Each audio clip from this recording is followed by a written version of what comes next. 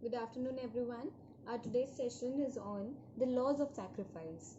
Let us start with the universal prayer. O hidden life, vibrant in every atom.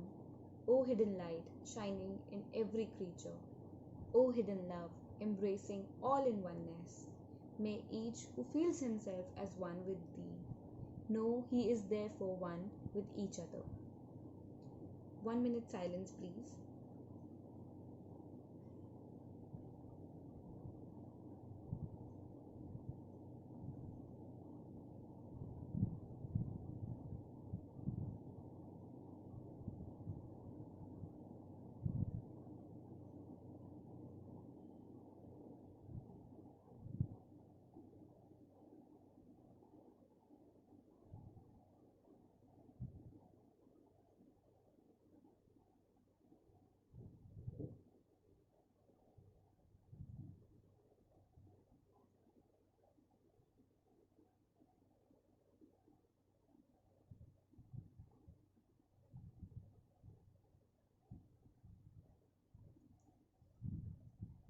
Our today's speaker is Sister Smita Pragyan Patro, who will talk about laws of sacrifice.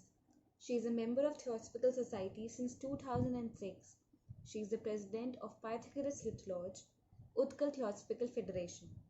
She has completed her BTech in Biomedical Engineering. She is currently working as an application specialist in an MNC. She is a young and very talented theosophist who has taken various talks in national and international fora. Let us now welcome Sister Smita Pragyan Patro. Over to you, Sister Smita Pragyan. Okay. So, good afternoon, everyone. So, today's topic is the laws of sacrifice. First, we need to know that what is sacrifice. तो मतलब त्याग क्या होता है? What is sacrifice? तो I'll start with a short story that एक बार क्या हुआ, एक छोटा सा लड़का वो अपने पापा के साथ जा रहा था रास्ते में, मतलब प्लेटफॉर्म में, ट्रेन में जा रहा था. तो उसका जो शूज थे वो उसके लिए बहुत ही ज्यादा पोजेसिव था, मान लीजिए कि. तो he was very possessive about his shoes. He had a very beautiful pair of shoes. तो वो ना जब जा रहा था उसके शूज में अगर थोड़ी सी भी कुछ धूल मिट्टी लग जाते थे तो वो उसको जो अपने पास जो हैंकी जो रुमाल होता था उसको निकाल के वो शू साफ करने लगता था. तो ट्रेन आ गई तो उसके पापा उसको लेके जा रहे थे. तो वो दौड़ते दौड़ते ट्रेन पकड़ते टाइम में उसका एक शू वहां पे छूट गया. वहां पे और एक लड़का था उस सेम एज का, अबाउट 30 years old. देन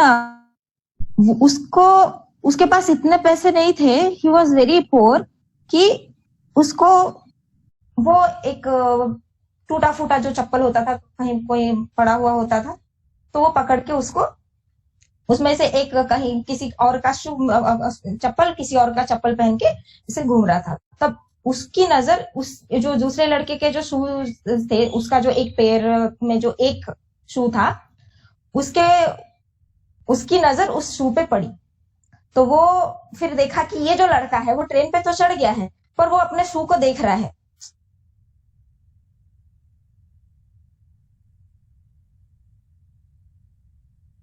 नहीं पाया. वो जो दूसरा लड़का था जिसको अपनी शू इतनी प्यारी थी, वो रुमाल निकाल के वो जो शू को साफ करता था चलते टाइम में, वो जो उसने देखा कि एक शू तो उसके पास रह गया दूसरे लड़के के पास, तो एक शू इसके पास है, तो वो क्या करेगा? एक शू का तो उसको मतलब कुछ ये नहीं है, तो पैर का जो एक उसको फिर वो जो दूसरा लड़का था ना उसके ऊपर उसके पास फेंक देता है. तो वही है कि सैक्रिफाइस क्या है. What is sacrifice? लाइक जो चीज हम लोगों को बहुत प्यारी होती है, जो कि हमारे बहुत क्लोज होती है, जिसके साथ हम बहुत अटैच्ड होते हैं, जब उस चीज को हम छोड़ते हैं तो उसे हम कहते हैं कि सैक्रिफाइस। तो फिर ये क्वेश्चन आता है, ये सवाल आता है कि भाई सैक्रिफाइस तो सैक्रिफाइस है, what is law of sacrifice, why law? तो इसका मतलब हम लोग लॉ को कि के लॉ होते हैं, अगर ये जो लॉ है उसको हम अगर इस ये करते हैं, वो लॉ को फॉलो करते हैं, हम अगर ये करते हैं तो हमको इसका जो रिजल्ट है हमें ये मिलेगा, हमने अगर ऐसा किया तो हमें वैसा होगा। तो इसीलिए कहते हैं कि जो लॉ ऑफ सैक्रिफाइस इसको कहते हैं। तो कहते हैं कि so law of sacrifice lifts us upwards and enables us to reach union with the divine। तो क्यों कहा गया लॉ ऑफ सैक्रिफाइस? क्योंकि जब हम कोई सैक्रिफाइस करते हैं उससे क्या होता है कि हम ग्रो, हम लोग डिवाइन जो है, जो डिविनिटी है, हम उसके साथ करते हैं, हम यूनियन हो जाते हैं डिवाइन के साथ। तो इसके लिए मतलब क्या कहते हैं, सैक्रिफाइस का मतलब क्या है? जब हम धीरे धीरे ग्रो करते हैं, जब हम लोअर नेचर जो है, लोअर क्वालिटीज जो हैं,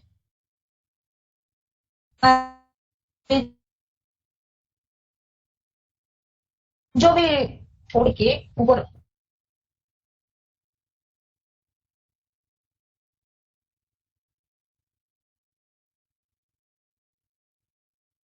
के पास जो पहुंच जाते हैं, जब उनके हो जाते हैं, तो है वो एक अलग चीज होता है। उसके लिए मैं छोटी सी स्टोरी बताऊंगी। इन deep inside a pond, below the pond, वहां पे बहुत सारे इंसेक्ट्स होते थे। तो वो पूरा जो नीचे होता है, वो तालाब के नीचे, तो उसमें बहुत सारे इंसेक्ट्स होते थे, वो वहां पे ही रहते थे। तो एवरी नाउ एंड देन क्या होता था कि एक insect, one insect climbs up the stock of a lily, ऊपर चढ़ के जाके फिर ऊपर चला जाता था, वाटर के ऊपर जाके फिर वो वापस नहीं आता था। तो ऐसे जब रेगुलरली ये चीजें होने लगती थी, तो जो नीचे जो इंसेक्ट्स थे उन लोगों ने एक बार एक मीटिंग डिस्कशन किया कि वो भी ये जो पर वो वापस नहीं, वो क्या मतलब क्यों चले जाते हैं, क्या होता है? तो फिर उन लोगों का मीटिंग जो होता है, उनमें से एक लीडर चुन लेते हैं। वो जो होता है, वो जो इंसेक्ट होता है कि ठीक है, अगर मैं कभी ऊपर गया तो और वो, तो फिर तो जो उन लोगों का लीडर था वो खुद वो लिली स्टॉक के ऊपर चढ़ के वो पानी के ऊपर चला जाता है। जब वो पॉन्ड के ऊपर चला जाता है, और वो जो लिली जो लीव्स होते हैं, जो बड़े बड़े लीव होते हैं, बैठ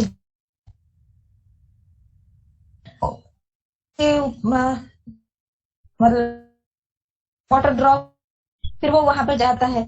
पर जब उसके ऊपर जब सनलाइट गिरता है, तो वो फील करता है कि कुछ दिन जब वो उस ऊपर रहता है, तो वो धीरे धीरे फील करता है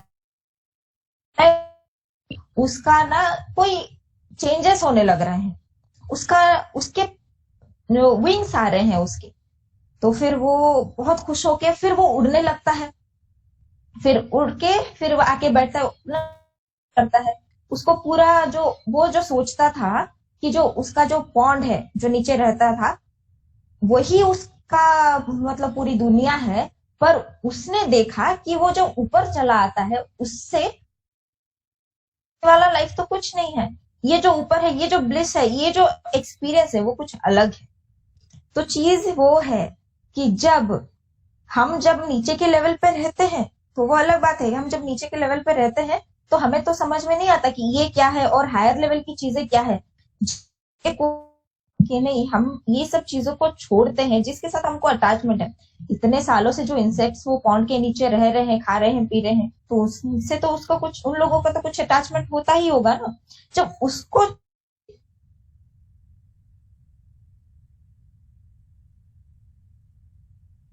था उसका जो जो एक्सपीरियंस था उसका वो डिफरेंट था। तो वो ही चीज है जो लॉ ऑफ सैक्रिफाइस है। सैक्रिफाइस का मतलब हम लोगों ने अभी किया ना, जो कि हम जो छोड़ देते हैं, जो नीचे के लेवल का जो है, जो मटेरियल चीजें हैं या फिर हमारी लोअर क्वालिटीज हैं, जब हम उनको छोड़ देते हैं, छोड़ के जब हम धीरे धीरे ग्रो करते हैं, जब हम हायर लाइफ को टच करते हैं, जब हम डिविनिटी को एक्सपीरियंस करते हैं, वो एक चीज अलग होती है। तो कहते हैं कि डिविनिटी को एक्सपीरियंस करने के लिए लॉ ऑफ सैक्रिफाइस जो है वो नेसेसरी है। It has often been said and truly said that sacrifice is printed on the universe in which we live. तो कह रहे हैं कि जो यूनिवर्स जो है, हमारा जो यूनिवर्स है, वो भी एक ये है कि वो भी एक एक्ट ऑफ सैक्रिफाइस की वजह से ही हुआ है। जो ओरिजिन ऑफ जो यूनिवर्स है, हम लोगों को तो पता है ना कि ये जो पूरा जो मैनिफेस्टेशन है वो पहले ऐसा नहीं था, वो पूरा कंप्लीटली अलग था। वो धीरे धीरे मैनिफेस्ट हुआ। तो वो है कि जब ये जो यूनिवर्स है उसका जब मैनिफेस्टेशन हुआ, जब उसका ओरिजिन हुआ, तो वो कैसे हुआ कि वो act of sacrifice in the limitation of लोगस in order world में कम फोर्थ। जो लोगस हम मानते हैं ना, भगवान मानते हैं हम, मानते हैं जो लोगस है हमारा, जो कि इटर्नल है, जिनका कोई फॉर्म नहीं है, जो बाउंडलेस है, जो हम कहते ब्रह्म है, वो निराकार, जो आदि है ना अंत है, जो जिनका कोई आकार नहीं है, फॉर्मलेस है। तो जब वो मैनिफेस्ट होते हैं, वो मैनिफेस्टेशन होने के बाद ये यूनिवर्स जो हमको दिख रहा है, जो हम देख सक रहे हैं, जो भी चीजें, इंसान हो, एनिमल हो, प्लांट्स हो, मिनरल्स हो, जो भी चीजें हम देख रहे हैं, सब मैनिफेस्टेड है। तो ये जो सब मैनिफेस्टेशन है, ये कंप्लीटली एक सैक्रिफाइस का नतीजा है। और वो क्या है? वो है डिवाइन सैक्रिफाइस। सारे रिलीजन्स में ये चीजें बताई गई है। All the religions have on this point, but a manifestation began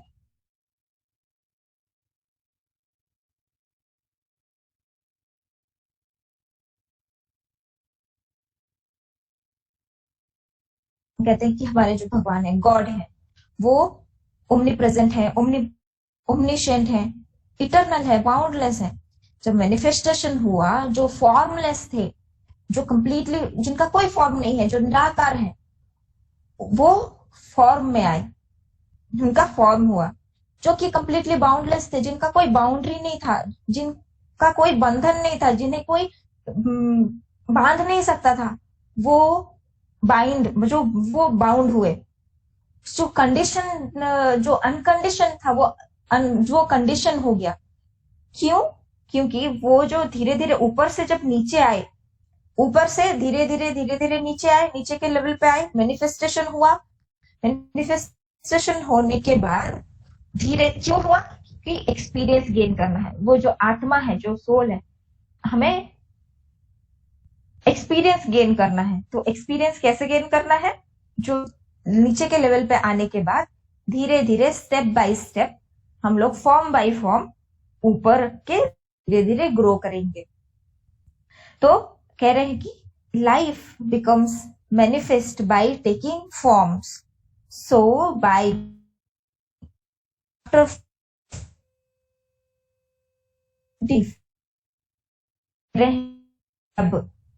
अब लाइफ क्या होता है कि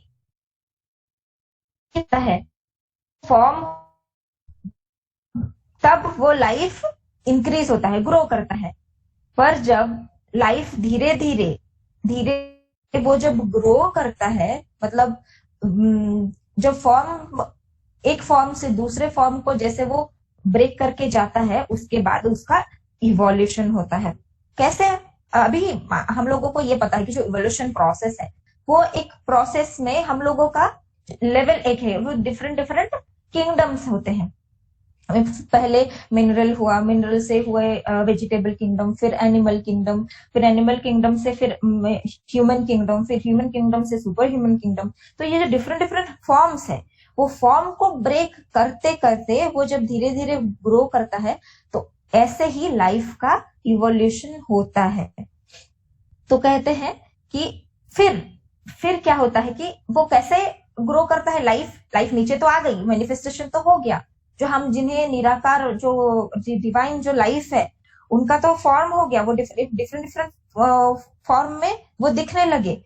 पर उनका जो लाइफ है वो लाइफ ग्रो कैसे करेगी? लाइफ ग्रो ऐसे करेगी कि अभी सिंपल सा एग्जांपल देती हूँ। एक बच्चा पैदा होता है, ठीक है, तो उससे क्या होता है कि वो पहले पहले जो खिलौना वाला जो साइकिल होता है, साइकिल होती है ना, उससे अटैच होता है।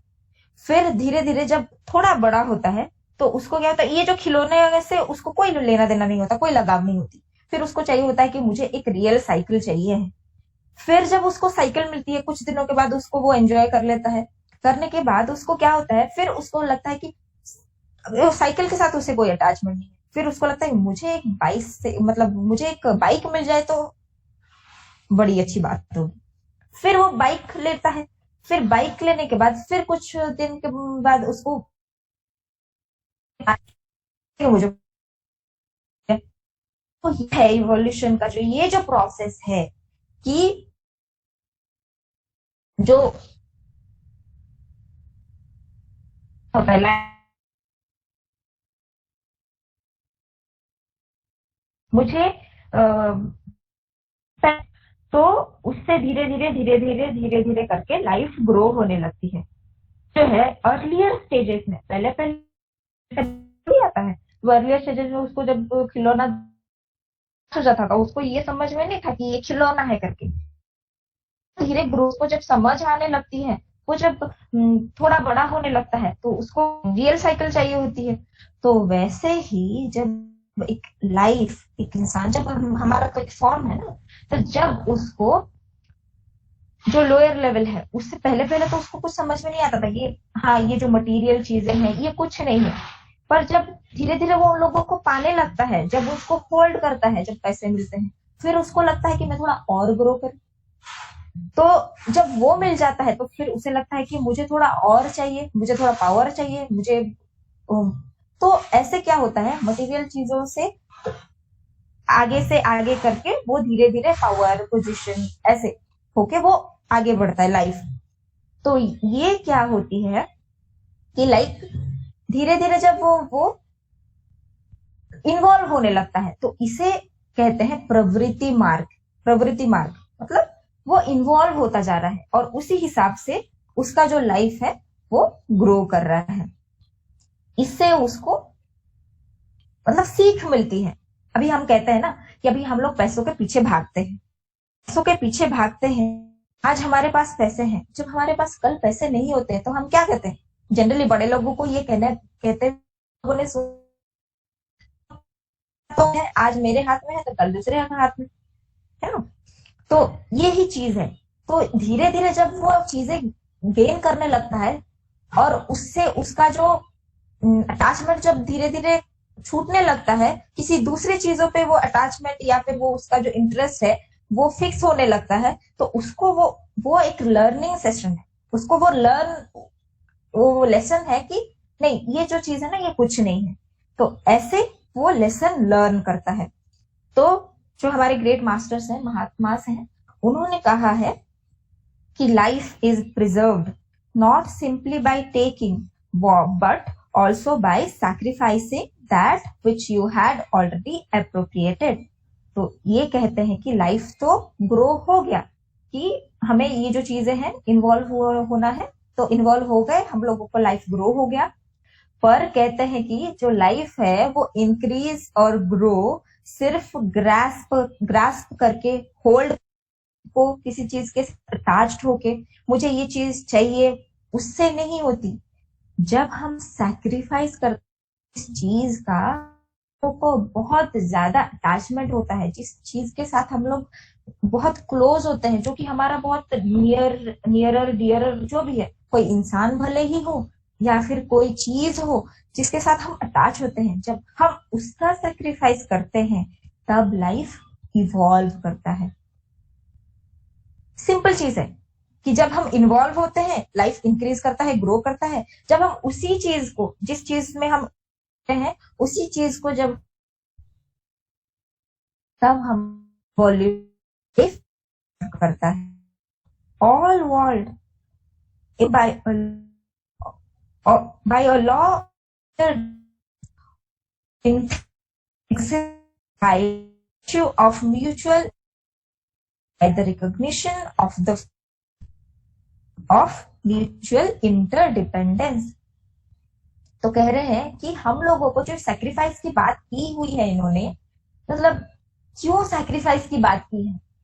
क्योंकि ये जो, अगर हम ये सोचे सैक्रिफाइस मतलब लोगों को हेल्प करना, जो हमारे पास है वो त्याग करना, सैक्रिफाइस करना, क्यों कहा गया है?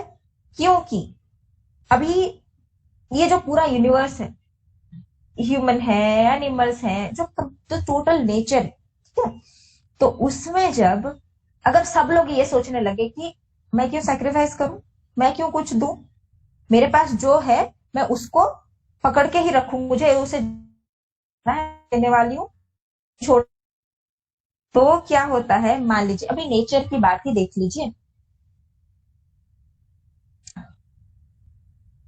प्लांट है, जब वो छोड़ते हैं ऑक्सीजन हम लोग रिसीव, हम लोगों की जो चलती है, जब हम डाइऑक्साइड छोड़ते हैं तो ये वो जो ट्रीज प्लांट्स हैं, जो वेजिटेबल किंगडम है, उनका फोटोसिंथेसिस के थ्रू उन लोगों का वो खाना बनता है, जो लीफ वगैरह उनका जो खाना बनता है। तो ये है इंटरडिपेंडेंसी।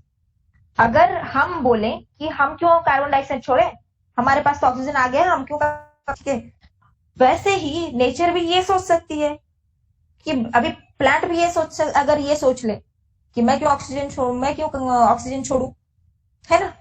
तो वैसे ही कंप्लीट ये जो टोटल नेचर है, ये जो यूनिवर्स है, कंप्लीटली इंटरडिपेंडेंट है ईच अदर, एक दूसरे से। अभी जो सन है उसमें जो लाइट है, वो जो सनलाइट है वो हमारे पास आती है, इसकी वजह से ये जो क्रिएशन है वो चलती है। जो हवा चलती है, जब विंड मतलब जो कूल ब्रीज जब चलती है, तब हम लोग सांस लेते हैं, तब ये जो पूरी जो दुनिया है, पूरा जो यूनिवर्स है वो काम करता है। तो इस हिसाब से ये जो कंप्लीट जो यूनिवर्स हम लोग है वो कंप्लीटली एक दूसरे है कि हम अगर एक चीज, तो हमें जो मिलता है, तो मैं इसमें स्टोरी में बता देती हूँ। एक जंगल में जा रहा होता है वो, फिर रास्ते में वो एक बूढ़ा आदमी को देखता है जो कि बहुत भूखा होता है। तो उसके पास तो फूड नहीं होते हैं, तो ही जस्ट मूव ऑन, वो कुछ नहीं कर पाता है। फिर आगे जब जाता है, जब आगे निकल के जाता है, तो वो देखता है कि वो एक डियर है, एक हिरन है जो कि बहुत प्यासा है, पर ये कुछ नहीं कर पाता है क्योंकि इसके पास पानी भी नहीं होता है। तो फिर सिंपली वो मूव ऑन करता है। फिर जब वो आगे जाता है, आगे जाने के बाद इसके पास तो लकड़ियां होती है, तो वो आगे जाने के बाद एक आदमी होता है जो कि अपना घर बना रहा होता है।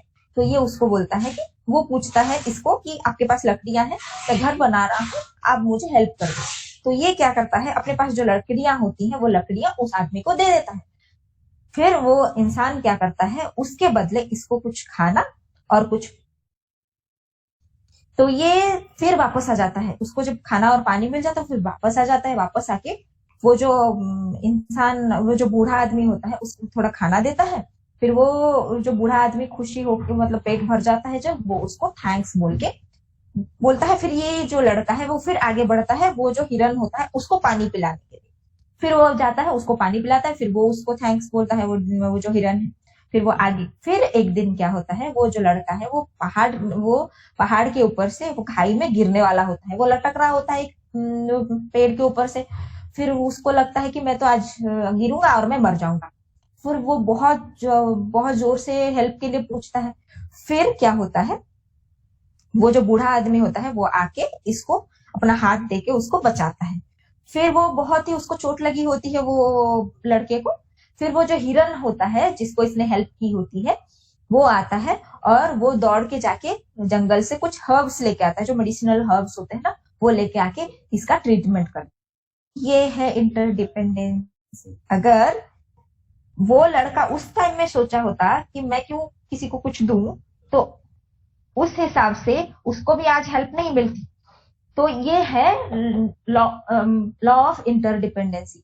अगर आप सैक्रिफाइस करते हो तो आप ग्रो करते हो, और जस्ट बिकॉज ये जो कंप्लीट यूनिवर्स है ये इंटरडिपेंडेंट है, तो हमको एक दूसरे के लिए सैक्रिफाइस करने होते हैं, ना कि ग्रैब करके चीजें रखनी होती है। कह रहे हैं, फिर कहते हैं कि life is preserved by sacrifice and the sacrifice and in sacrifice all evolution is rooted. जो हमने डिस्कस अभी किया कि जितना जब हम सैक्रिफाइस करते हैं तो लाइफ इवॉल्व होता है, तो जितना जो इवोल्यूशन है वो इसके ऊपर डिपेंडेंट है। फिर कहते हैं कि अभी जो प्रवृत्ति मार्ग का हम लोगों ने कि कहा गया है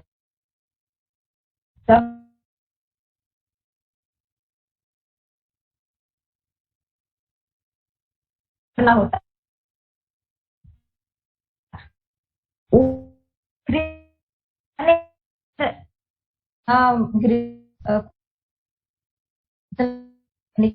तो उसको दान करना, सैक्रिफाइस करना, त्याग करना उसके लिए बहुत डिफिकल्ट होता है।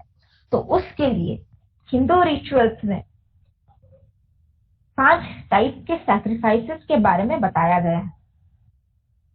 एक देवास के लिए सैक्रिफाइस, दूसरा ऋषि को सैक्रिफाइस, तीसरा एंसेस्टर्स को सैक्रिफाइस, चौथा है ह्यूमैनिटी को सैक्रिफाइस, और पांचवा है एनिमल्स को सैक्रिफाइस।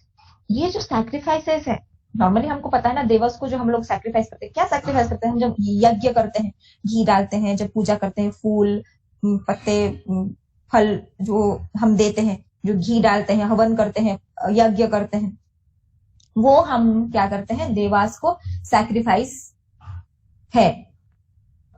तो उसके बाद कहते हैं कि ऋषिस को सैक्रिफाइस करते हैं, क्योंकि उन लोगों ने जो हम लोगों को टीचिंग्स दी हुई है, तो वो टीचिंग्स के बदले हम क्या करते हैं, ये उनसे को मिला है, जो विजडम हमें जो भी मिला है, हम उस नॉलेज को देना है। फिर हम लोग एंसेस्टर्स को देते हैं, जो पितृ पुरुष को देते हैं ना, जो हमारे एंसेस्टर्स होते हैं, उनको जो हम श्राद्ध करते हैं उनके लिए, तो वो उनके लिए एक सैक्रिफाइस होता है। फिर हम ह्यूमैनिटी के लिए बिगर को हमको खाना खिलाना चाहिए, वी शुड फीड देम। तो ये है कि हमको उनको सैक्रिफाइस ये चीज करनी है कि हमको ये सैक्रिफाइस करना है कि हमें उन्हें ये सब चीजें मतलब दान देना है। फिर ये आता है कि एनिमल्स के लिए, तो एवरी डे 3 एनिमल्स को हमें खाना देना होता है करके। तो ये जो चीजें हैं, तो ये जो सैक्रिफाइसेस हैं, इसका क्या मतलब हुआ कि जो हमारे अंदर जो देने का भाव नहीं है, जो सैक्रिफाइस का भाव नहीं है, ये जो 5 सैक्रिफाइसेस जो हिंदू रिचुअल्स में जो ऑब्लिगेशंस है कि ये करना ही है हमको, जो पूजा पाठ करने हैं, जो यज्ञ करने हैं, वो करने हैं। और जो ऋषि के लिए जो देने हैं, जो टीचर्स उनसे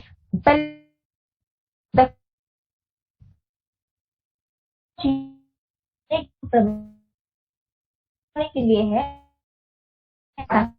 कैसे करते हैं, दान कैसे करते हैं, कोई चीज देना कैसे, मैं नहीं होता सर, मुझे सब गेन करना है, मुझे सब पा लेना है, बाकी सब कहाँ जा रहे हो मुझे कोई फर्क नहीं पड़ता, ऐसा नहीं है।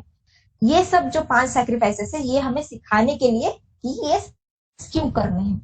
तो इस बुक में ये लॉज ऑफ सैक्रिफाइस के चैप्टर में इस हिंदू रिचुअल्स के लिए एक स्टोरी उन्होंने बताया है कि जब पांडव जब वनवास में थे, तब दुर्वासा ऋषि आए। तब उन्होंने जब टाइम ऐसा कैसा मतलब उस टाइम में कैसे होता था कि जब कोई भी ऋषि कोई आते थे तो उनको कुछ दान, जब वो उनको कुछ दान देना होता था, वो कुछ खाना देना होता था।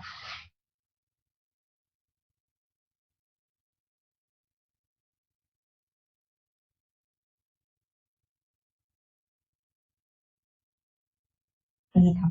तो ये पूरा दुर्वासा ऋषि के जो प्रकोप है, जो उनका जो गुस्सा है, वो तो सबको पता है, वो श्राप दे देंगे।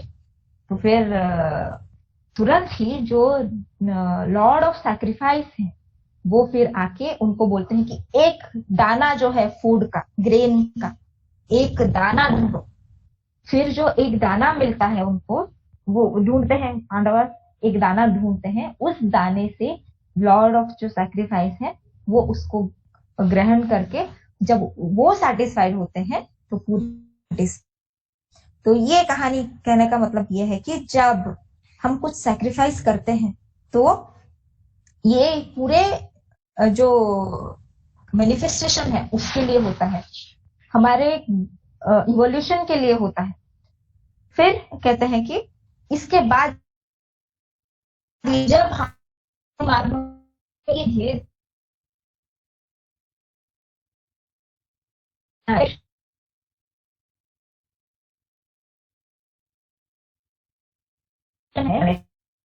धीरे धीरे जब ग्रो करने लगते हैं, जब इवोल्यूशन होने लगता है, तो क्या होता है, तो समझ में आने लगता है कि ये जो है हमें ये ड्यूटी मान के करना है ना। कि ये नहीं है कि हाँ ये ऑब्लिगेशन है, मुझे ये करना है, इसकी वजह से मुझे कुछ मिलेगा। जनरली कहते हैं ना कि अगर हम ये करते हैं, अगर किसी के लिए हम कुछ अच्छा करते हैं, हम अगर किसी कुछ करते हैं तो हमें कुछ हमारे साथ कुछ अच्छा होना है। हम लोगों ने ये तो पढ़ा हुआ है कि अगर हम अच्छा करेंगे तो हमारे साथ अच्छा होगा। तो ये जो चीजें हैं वो जब माइंड में होती है तो इसके हिसाब से वो हम लोग पहले अर्ली स्टेजेस में ये सीखते हैं कि अगर हम अच्छा करेंगे तो हमारे साथ अच्छा होगा, हम अगर किसी को कुछ दान करेंगे तो हमें भी कुछ, जब हम कोई प्रॉब्लम में होंगे तो हमें भी कुछ मिलेगा। फिर क्या होता है, जब धीरे धीरे हम ग्रो करने लगते हैं, लाइफ जब ग्रो होने लगता है, जब कॉन्शियसनेस ग्रो करने लगती है, जब हमें समझ में आने लगती है, तब क्या होता है, तब हमें ये समझ में आती है कि नहीं ये सिर्फ ऑब्लिगेशन नहीं है, ये हमारी ड्यूटी है। फिर क्या होता है, हमारे अंदर एक रिजल्ट, जो फ्रूट ऑफ एक्शन जो है, जो फल की इच्छा है वो रहे। तो फल की तब हम निकाल सकते हैं फल की इच्छा, मतलब कुछ कर्म करें पर हम ना, जैसे कि हम लोगों ने अभी हमारा बात, एक कार्य होता है, एक अकार्य होता है। कार्य क्या होता है, जो हम करते हैं, एक्सपेक्टेशन होते हैं, हम मैं अगर ऐसा करूंगी तो मुझे उसका फल अच्छा मिलेगा।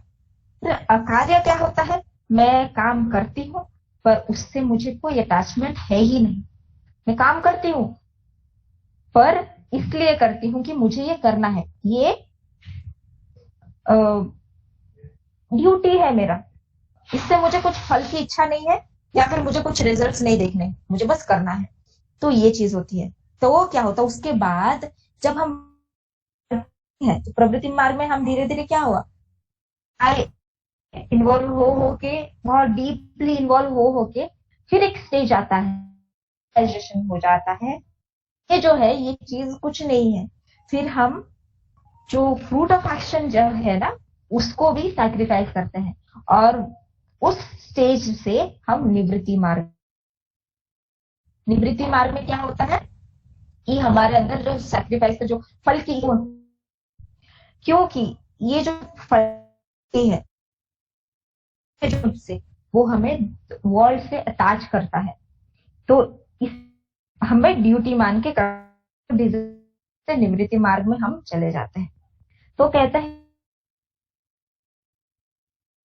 सैक्रिफाइस करते हैं, उससे बेहतर क्या होता है, जब हम निवृत्ति मार्ग में जाते हैं, तब स्टार्टिंग स्टेज में निवृत्ति मार्ग के हमको वेल्थ के बदले हमें विजडम सैक्रिफाइस करना वो बेटर होता है। क्योंकि पहले सोचते कि एक इंसान भूखा है, हम उसे दे देते हैं खाने पीने को।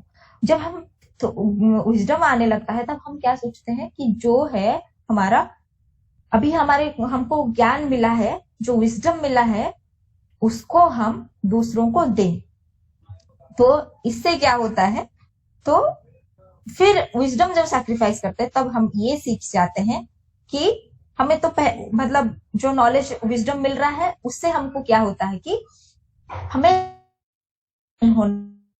ये जो, और दूसरा वो अलग है। जो हमको ये रियलाइज होता है कि हम सब एक हैं, ऑल इन वन। तो उससे क्या होता है कि हमारे अंदर जो सेपरेट सेंस ऑफ सेपरेटनेस है, वो खत्म हो जाता है। फिर क्या होता है, फिर यहाँ पे शुरू होता है एक क्रिटिकल पॉइंट। कौन सा क्रिटिकल पॉइंट? ये है कि हम लोगों ने फ्रूट ऑफ एक्शन का जो मतलब डिजायर है, वो तो हम लोगों ने छोड़ दिया। फिर क्या होता है कि हमारे अंदर कोई अटैचमेंट नहीं है, हम जो कर्म कर रहे हैं, ठीक है, कर्म कर रहे हैं, फल की इच्छा नहीं है। फिर क्या होता है, हमने वो तो छोड़ दिया, पर आगे का जो स्टेप है हम पहुंचे नहीं है अभी तक, हम हायर स्टेज में पहुंचे नहीं है। तो ये जो स्टेज है हमने और ये पहुंचने का, इसके बीच में वॉइड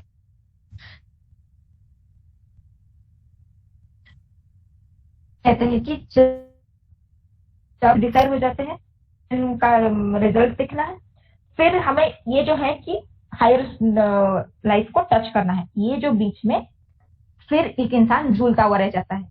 तो उसमें कह रहे हैं कि एक ब्रिज है, आप ब्रिज क्रॉस कर रहे हो, जो पिछला वाला है ब्रिज को क्रॉस कर लिया आपने, उसको छोड़ दिया, आगे पहुंचे नहीं है, बीच में बीच में आपको ब्रिज कंप्लीटली बॉर्ड दिख रहा है, आप बीच में झूल रहे हैं, अब क्या करना है समझ में नहीं आ रहा। ये जो चीज है, ये क्रिटिकल पॉइंट है। जैसे कि यहाँ पे एग्जाम्पल बता रहे हैं कि एक बच्चा है, जब ऊपर चढ़ जाता है लैडर के, फिर वो हाथ पकड़ के है लैडर में, फिर वो हाथ नहीं छोड़ रहा है ऊपर जाने के लिए। फिर उसके जो फादर हैं, उसके पिता हैं, वो बोलते हैं कि बेटा तू हाथ छोड़ दे, मेरा हाथ पकड़ ले। पर उसको ना डर लगता है, नीचे तो छोड़ के ऊपर आ गया, ऊपर जा नहीं सकता, ये बीच में झूल रहा है।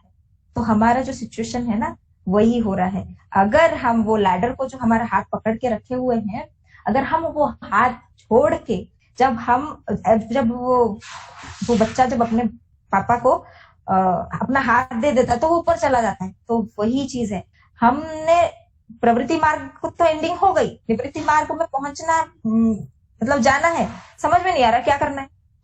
तो जब हम हाथ छोड़ के, जब अपना जो कंप्लीट जो लाइफ है उसको कंप्लीटली जब ऊपर छोड़ के जब हाथ दे देते हैं, तब हम हमारा जो हायर सेल्फ को टच कर सकते हैं। उस सिचुएशन में कह रहे हैं कि यहाँ पे एक कोटेशन कहा है इन्होंने कि he that loveth his life shall lose it, but he that loseth his life shall find it unto life eternal. तो कह रहे हैं कि जो अपने लाइफ को प्यार करता है, वो उसको छोड़ना होगा, और जिसने अपना लाइफ को छोड़ दिया है, वो इटर्नल लाइफ उसे एंजॉय करे।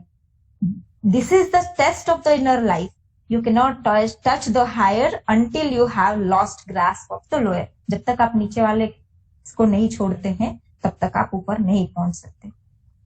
तो यहाँ पे एक रियलाइजेशन होता है। तब क्या होता है, जब ये जो सिचुएशन में पहुंच गए, हायर लाइफ को, जब डिवाइन सेल्फ को जब टच कर लिया, टच करने के बाद एक रियलाइजेशन होता है कि जो सेल्फ है, मैं कुछ भी नहीं है, सब एक है।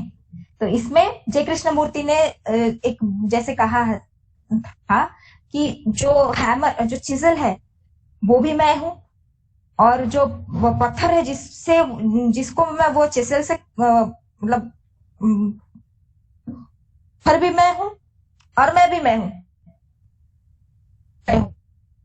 डिफरेंस नहीं है। तो इसमें एक स्टोरी याद आ रही है मुझे कि एक बार क्या हुआ कि ये जो सेंस ऑफ यूनिटी जो है, उसके लिए ये स्टोरी है।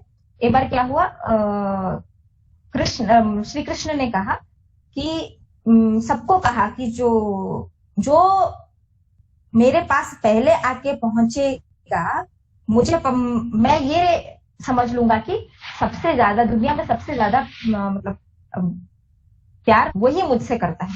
तो जो भी जितने गोपियां थी और राधा, सब लोग ऐसे भागने लगी कृष्ण के पास फिर सारी गोपियां पहुंच गई, राधा अभी तक पहुंची नहीं। फिर सब लोगों ने कहा कि कृष्ण को कि आप तो कहते हैं कि राधा आपकी और सबसे ज्यादा प्रेम आपसे है, पर अभी तक तो राधा दिखी ही नहीं, वापस की वहां रुक गई करके। फिर वहां देखते हैं कि राधा एक बूढ़ा आदमी होता है, उसको चोट लगी होती है, राधा उसकी सेवा में लगी हुई होती है। फिर वो पूछते हैं कि तुमको तो राधा, तुम तो कहती हो कि तुम कृष्ण से बहुत ज्यादा प्रेम करती हो, तो तुम गई और तुम क्यों कृष्ण के पास नहीं पहुंची? राधा कहती है कि जब मुझे नहीं पता कि तुम लोग क्या कह रही हो, मैंने देखा रास्ते में जब मैं दौड़ के आ रही देखा कि मेरा कृष्ण घायल है, तो मैं उन्हें ऐसे कैसे अकेला छोड़ के जा सकती थी। मतलब ये है कि उन्हें उस हर किसी में कृष्ण, उनको है, उनको वो था कि उनको हर जगह अगर कोई के कोई हर इंसान में उनको कृष्ण दिखते थे। तो ये जो है ये चीज उन्होंने यहाँ पे कही थी। तो फिर कहते हैं कि जब हाँ, यहाँ पे ये बुक का जो कोटेशन है वो मैं कोट कर देती हूँ यहाँ पे। जब जो इंसान जब वो हायर सेल्फ को जब टच कर लेता है, जब उसको ये रियलाइजेशन हो जाता है, he knows himself, he can be joyous with the joyful and feel sorrow with the sorrowful. He is weak with the weak and strong with the strong. All are parts of himself. तो कहते हैं कि he knows himself in the stone, in the plant, in the brute, in the savage, as in the saint and the sage, and he sees one life everywhere and knows himself as that life. तो कहते हैं कि वो उनको हर किसी में वो ही दिखते हैं, कि किसी सेंट में हो या फिर किसी सैवेज में, हर किसी में वो ही दिखते हैं। तो फिर कहते हैं कि यहाँ पे कोई, फिर कहते हैं कि ये जब रियलाइजेशन होने लगता है, जब विजडम गेन होने लगता है, तो उसके बाद कोई सुपीरियरिटी कॉम्प्लेक्स नहीं होती, मैं हायर हूं और वो इंसान, उसको कुछ नहीं पता, मैंने हायर सेल्फ को टच कर लिया है, मुझे सब कुछ पता है, और बाकी जो नीचे हैं जिन लोगों ने ये सब चीजें समझी नहीं है, उनको कुछ नहीं पता है। वो भी सेंस ऑफ जो सुपीरियरिटी भी नहीं होती है उनमें। तो कहते हैं कि उनको ये रियलाइज होता है कि जो उसकी जो बॉडी है वो सिर्फ एक फॉर्म है, जो कि हायर लाइफ का एक चैनल है। That the griefs of the humanity are his griefs, the sins of human are his sins, the weakness of his brothers are his weakness, and thus he realizes unity. ये इसके बाद उसको ये सब जब रियलाइज होने लगता है, तब निर्वाण की प्राप्ति होती है, क्योंकि उन्होंने बहुत सारे लोअर लेवल से सैक्रिफाइस कर करके जब ऊपर के लेवल पे जाते हैं, तब उसे कहते हैं निर्वाण। यहाँ पे आती है ग्रेट रिनंसिएशन। क्या है? जो सैक्रिफाइस है, सैक्रिफाइस के बाद भी एक चीज है ऊपर, वो है रिनंसिएशन। उसका क्या है? सैक्रिफाइस कर लिया, निर्वाण प्राप्ति हो गया। ऐसा नहीं है कि मुझे निर्वाण हो गया, मैं कौन क्या होता है मुझे कुछ फर्क नहीं पड़ता, मुझे तो बहुत ही मतलब ये ब्लिसफुल लाइफ है, मुझे कोई फर्क नहीं पड़ता ये दुनिया में लोग क्या हो रहे हैं। ये जो रिनंसिएशन है, हमारे मास्टर्स इसके एग्जाम्पल है। उनको निर्वाण हो गया है, वो अगर चाहते तो अपना जो वो ब्लिस में रह सकते हैं, फिर भी वो फिजिकल बॉडी लेके हमारे लिए थियोसॉफिकल सोसाइटी क्रिएट करके उन्होंने यहाँ पे रह के हम लोगों को गाइड कर रहे हैं। वो है सैक्रिफाइस। और जब जब ये जो ग्रेट सैक्रिफाइस के बाद जब रिनंसिएशन आता है, तो वो क्या होता है? एवरी स्टेप सैक्रिफाइस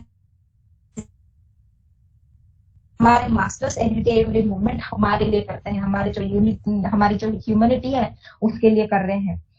तो यहाँ पे ये है, हमको ये समझना चाहिए कि ये जो कंप्लीट जो यूनिवर्स है वो कैसे इंटरडिपेंडेंट है। अगर हमारे जो एल्डर ब्रदर्स है, जिन्हें हम गुरु कहते हैं, हमारे जो मास्टर्स कहते हैं, वो अगर अपना काम करके निकल जाते तो हम लोगों को गाइड कौन करता, ये है ना। तो यहाँ पे मतलब आई complete my talk with this, with a short story कि कैसे इंटरडिपेंडेंसी होती है और दूसरों को कैसे हेल्प किया जाता है। एक बार को बहुत सारे लोग गैदर हुए थे, तो एक इंसान बोलता है कि हर सबका नाम एक बलून में लिख लेता है, लिख के बोलता है कि आप लोगों को 10 मिनट्स दिया जाता है, आप लोगों को अपना नाम वाला जो बलून है उसे ढूंढना है। सब लोग क्या करते हैं, दौड़ दौड़ नाम है वो धक्का मुक्की करके फिर ढूंढने लगते हैं। फिर 10 मिनट्स अप हो जाता है, किसी को अपना बलून मिलता नहीं अपने नाम में। फिर वो इंसान बोलता है, अगर हम एक रैंडम बलून पकड़ के, अगर वो बलून अगर दूसरे इंसान को जिसका नाम लिखा है उसका नाम अगर हम उसको वो दे तो हमें कोई और वो बलून दे, इस हिसाब से हम सब एक साथ जीत जाते। और ऐसा नहीं होता कि वो मतलब मैं जीतूंगा करके, ये नहीं होता, हम सब जीत जाते। तो वही है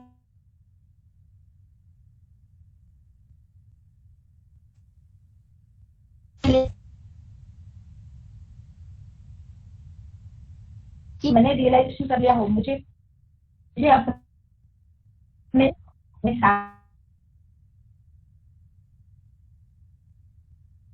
इसे हमारे लिए काम कर रहे हैं, कितना बड़ा सैक्रिफाइस है, हम लोगों को ये समझना है और हमें भी उस हिसाब से चलना है।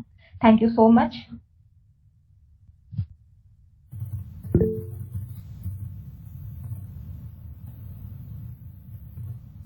Thank you so much, Sister Smita Pragyan, for such an enlightful session. Really, this session was so insightful, and we got to know so much new things about sacrifice, its law, and how we evolve after sacrifice. It has really changed my perspective. Thank you so much, Sister Smita Pragyan. And once again, thank you. Let us now open the forum for questions and suggestions. Anyone?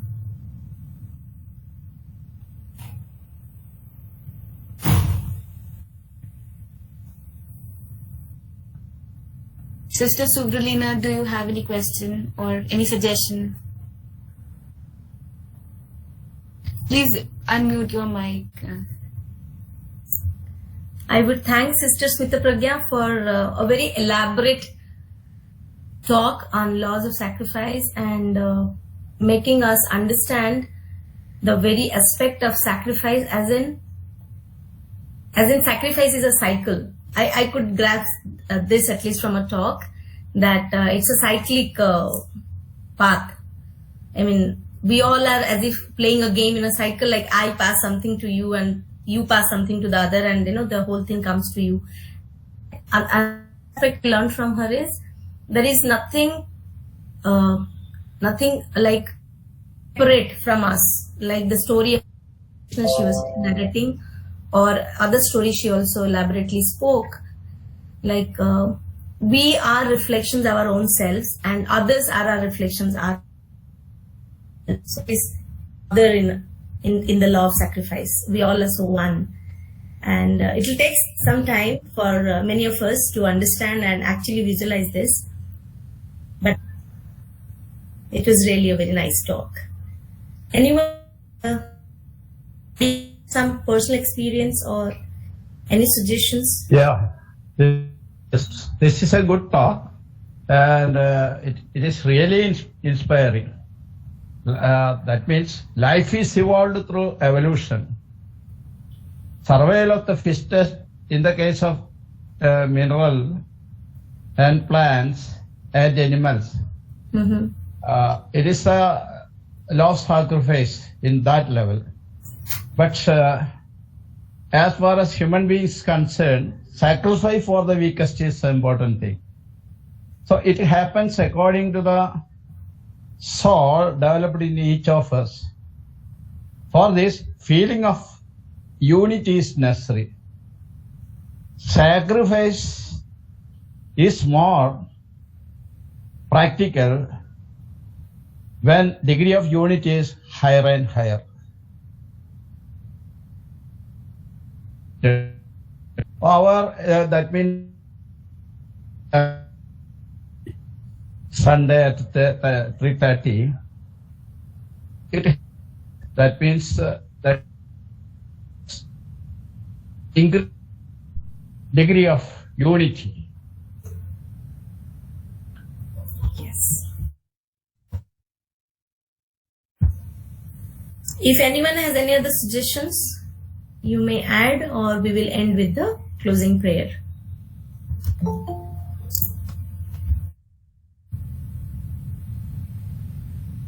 So let us sit for 1 minute in silence and be heard. It's better to contemplate, and then we will do the closing prayer.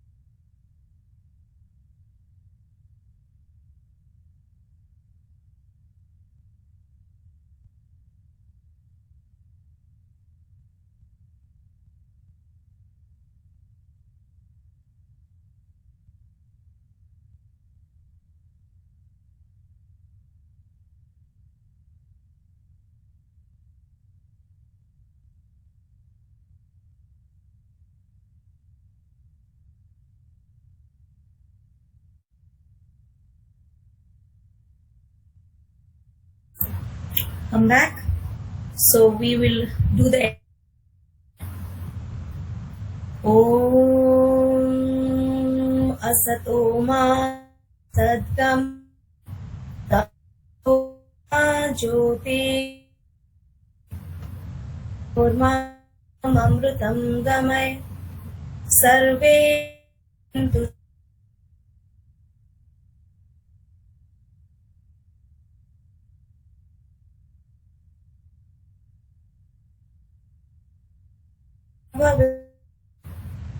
Om Shanti Shanti Shanti.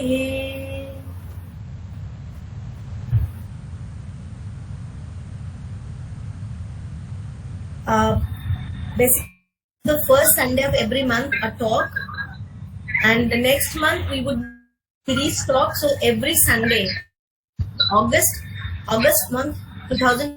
Every Sunday there will be a talk, and the art forms and spirituality. So please join us on every Sunday 3 o'clock. Thank you all.